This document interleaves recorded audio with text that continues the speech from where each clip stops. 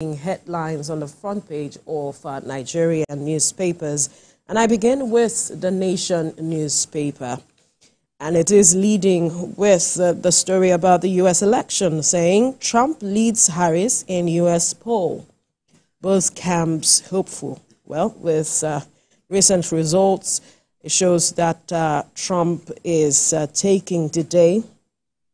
And Kamala Harris's camp is reporting that she won't be speaking with regards to developments arising from the recent results that we are seeing. Anyway, to other stories now. Discharged minors released to Kaduna Kano governors at Aso Villa. The regulation not licensed to blend bad petrol, says Dangote. Another power grid collapse drops generation to 32 megawatts. And the downstrip here, under 18 now free to seek varsity admission. EFCC accuses Ishaku of frustrating trial. Another top corner there, payment for meter replacement. Federal government stops discos.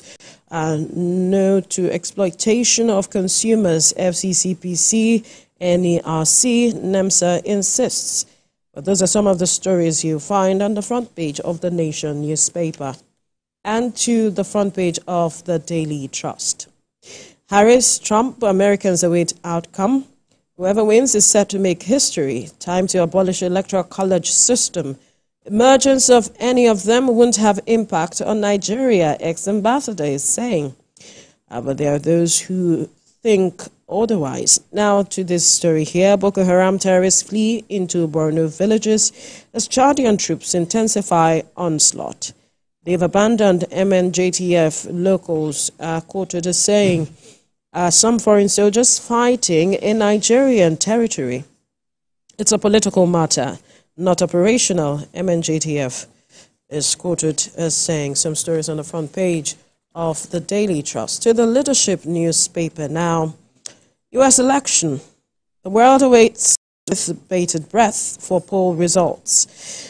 Trump-Harris tied amid high voter turnout, but that has changed as we speak. 82 million votes cast via mail. How election rules in key states may delay results. Well, the results aren't delayed as we speak right now. Direction of who wins is seemingly very clear right now. Another story here. Court dismisses treason charges against protesters. Forex crisis. Manufacturers Association of Nigeria advocates patronage of local products. And 14.3 million people in Nigeria are drug users. Federal government, that's quite worrisome. Court stops CBN and others from withholding county local government funds. And we are fully prepared for Ondo election. That's what INEC is quoted as saying. Now, at the top corner there, a sad story, 28 die in Niger bandit attack, Imo accident. Federal government reverses 18-year entry age for varsity. Some stories on the front page of the Leadership newspaper. Now to the front page of the Guardian newspaper. Away from the U.S. presidential election this time, cash and carry. Public engagement debates fading as vote buying rules pose. And there's a pictures of there, Julius Aburi and Damagum, as well as some other persons there. That story might interest you. You might want to read more.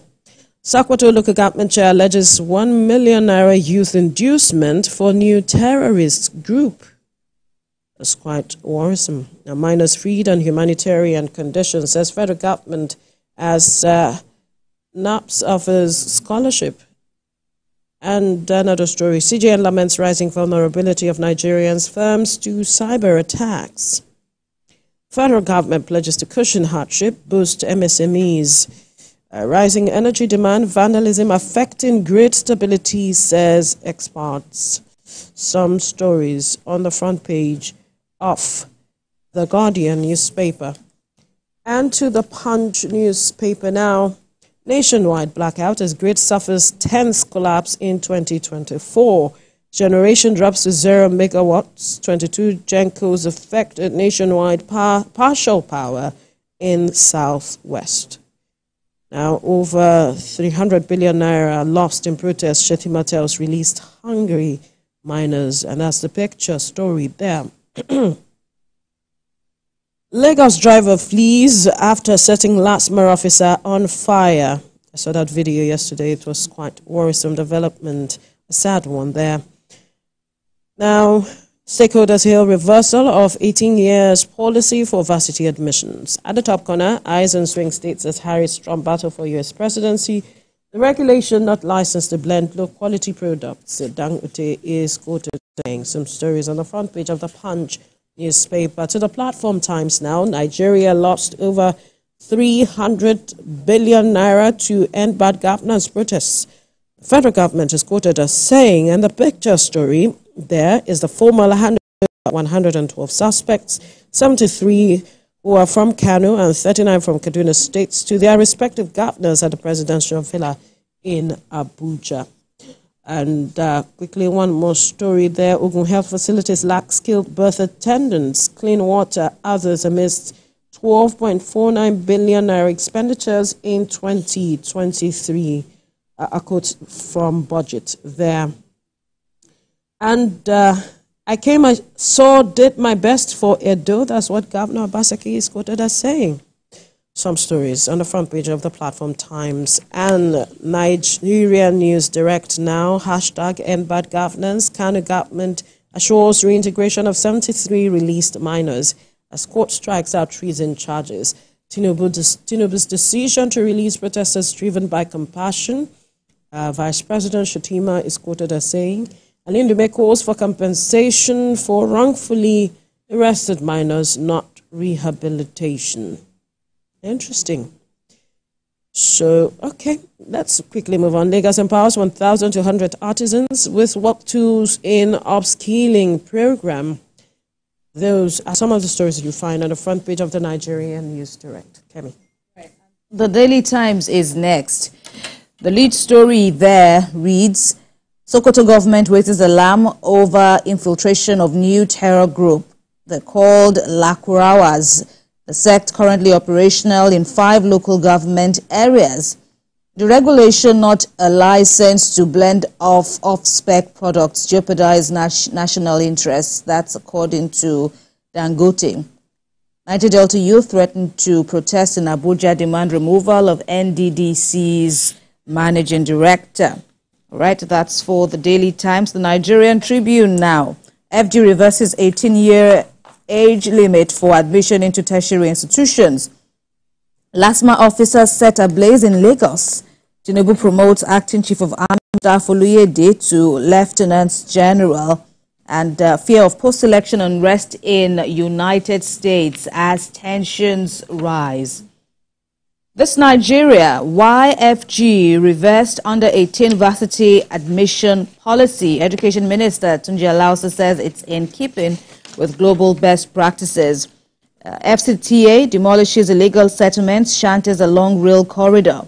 All this and more on This Nigeria. On the Hope newspaper, 4 million Ondo residents to enjoy potable water soon as Ayedatiwa releases 2.9 counterpart fund. Governor also promises protection for cocoa farmers against encroachers.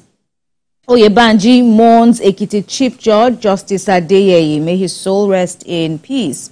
And sensitive materials arrive Tuesday ahead of the forthcoming election in Ondo State. On Frost News now, Peter Obi in the news here saying if she has an affair, it's her business. Nothing will make me leave my wife. Reps summon ministers over $2 billion renewable energy funding. FG to acquire helicopters for accident victim evacuations. And still on the U.S. election, Davido casts first ballot, shares excitement. America votes Harris-Trump spar as nation braces for poll results. And of course, as you have been following here on TVC News, the results are indeed trickling in and it's looking quite good for the Trump side. But never say never.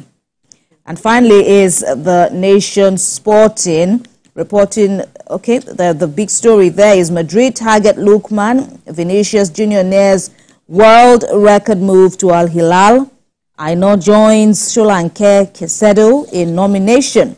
Guavoin hits Belgium for medical checkup. That's it from me.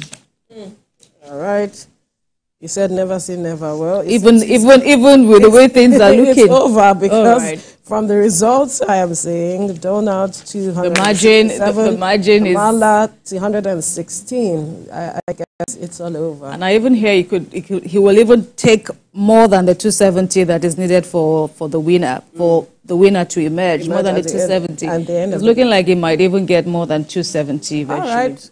As you say, it's not over until it's over. Anyway, let's leave the conversation wait now. Till the final. Still to come on TVC Breakfast, all eyes are